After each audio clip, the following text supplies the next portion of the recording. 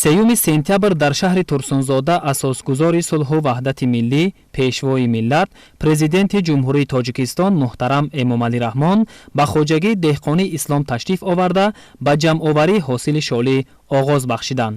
хоҷагии деҳқонии Ислом дар деҳоти Ҷура Раҳмонов ҷойгир буда соли 2000 аз ҷониби оилаи Бобохоновҳо таъсис ёфтааст ва дар ихтиёри худ 1.2 гектар замин дорад. иттилоъ дода шуд ки яке аз самтҳои асосии фаъолияти хоҷагии деҳқонии Ислом шолипарварӣ мебошад ва соли ҷорӣ дар 0-160 гектар ин навъи зироат кишт карда шудааст. пешвои миллат муҳтарам Эмомалӣ Раҳмон зимни боздид аз ҳосили шолӣ дар хоҷагии деҳқонии Ислом бо деҳқонон суҳбати самимӣ ороста ба онҳо дар самти истифодаи босамару оқилонаи замин, истеҳсоли маҳсулоти ғизоӣ ва ҷонибдорӣ аз сиёсати аграрии ҳукумати ҷумҳурии Тоҷикистон изҳори сипос карданд. бояд гуфт ки дар заминҳои хоҷагӣ шолӣ кишти такрорӣ буда қабл аз ин аҳли заҳмат дар 0-160 гектар ғалла корида 2.5 тонна ҳосил ба даст оварданд. хоҷагидорон соли сипарӣ шуда аз 0-160 гектар шолӣ беш аз 4 тонна биринҷи аълосифати навъи лазе рӯёнида буданд.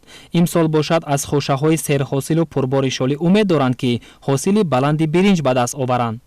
дар баробари шолипарварӣ саҳмдорон ҳамасола дар қидаҳои алоҳидаи хоҷагӣ шалғам, помидору бодиринг, сирпиёз, лаблабу, қаламфур ва кабудиҳо кишту парвариш ва истеҳсол намуда ба фурӯш мебароранд. ҳоло дар кишти такрорӣ дар 0-160 гектар карам ва 0-130 гектар боимҷон кошта шудааст ки аз он ҳосили баланд рӯёнида мешавад. ба гуфтаи роҳбари хоҷагӣ саҳмдорон то имрӯз беш аз 8 тонна ҳосили боимҷон ҷамъоварӣ ва ба бозорҳои истеъмолӣ пешниҳод намуда аз ин ҳисоб 80 000 сомонӣ даромади иқтисодӣ ба даст овардаанд. ин замина 2000 сол гирифтаги мо ай ҳамиҷа ҳосил мегирем. якум гандум коридем 60 сотикаш ба айвай 2.5 тонна гандум гирифтем. баъди вай мана ҳозир шоли коридем. усунаш ба як 60 сотик замин ба карам коридаги мо ҳозир. пеш карам мо макка коридем. боимҷон коридем 80 000 сомонӣ ба фурӯхтем. мана ҳозир ҷаноби оли омадан. мо хурсанд шудем. ҷаноби оли ба миннатдорӣ мекунем. мо ба замин додан. захираҳо карда мондаги мо ҳама чизоя. 4 келинам писаром кати оилавӣ кор мекунем мо. ай ҳисоби ҳами зиндагимон нағз.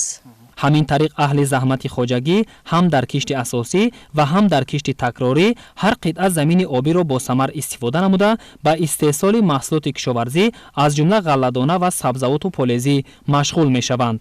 иқлими шаҳри Турсунзода барои кишту парвариши шолӣ ва истеҳсоли биринҷи хушсифат мувофиқ буда дар ин самт хоҷагидорон таҷрибаи кофӣ доранд. ба иттилои масъулон соли 2022 дар ҳамаи шаклҳои хоҷагидории шаҳри Турсунзода дар масоҳати 4552 гектар шолӣ кишт карда шудааст ки 950 гектари он ба кишти асосӣ ва 3602 гектар ба кишти такрорӣ рост меояд. ин шабу рӯзҳо заҳматкашон бо мақсади саривақт ва беталаф ҷамъоварӣ намудани ҳосили шолӣ дар саҳро саргарми кор ҳастанд. дар ҳамин ҷо сарвари давлат муҳтарам Эмомалӣ Раҳмон аз намоиши маҳсулоти ғалладона шинос шуданд. аҳли заҳмат маҳсули дастранҷи худ аз ҷумла навъҳои гуногуни шолӣ, биринҷ, ҷав, гандум, зағир, маккаидон, мошу нахуд ва лӯбиёро ба намоиш гузоштанд. мавриди зикр аст ки дар ҳудуди деҳоти Ҷура Раҳмонов 378 гектар хоҷагии деҳқонӣ ва 1073 гектар замини кора мавҷуд аст ки 541 гектари он обӣ мебошад.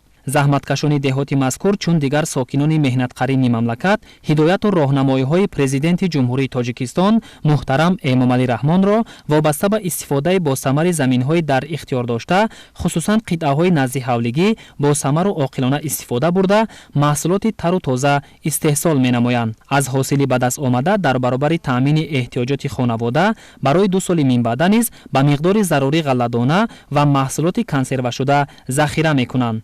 деҳқонони заҳматпешаи шаҳр ҳамасола аз ҳисоби кишту парвариш ва истеҳсоли маҳсулоти кишоварзӣ дар таъмини амнияти озуқавории мамлакат ки яке аз ҳадафҳои стратегии ҳукумати ҷумҳурии Тоҷикистон мебошад саҳми назаррас мегузоранд. пешвои миллат муҳтарам Эмомалӣ Раҳмон барои боз ҳам истифодаи босамари замин ва ба ин восита истеҳсоли бештари маҳсулоти кишоварзӣ ба хоҷагидорон ва масъулони соҳа маслиҳату тавсияҳои судманд доданд.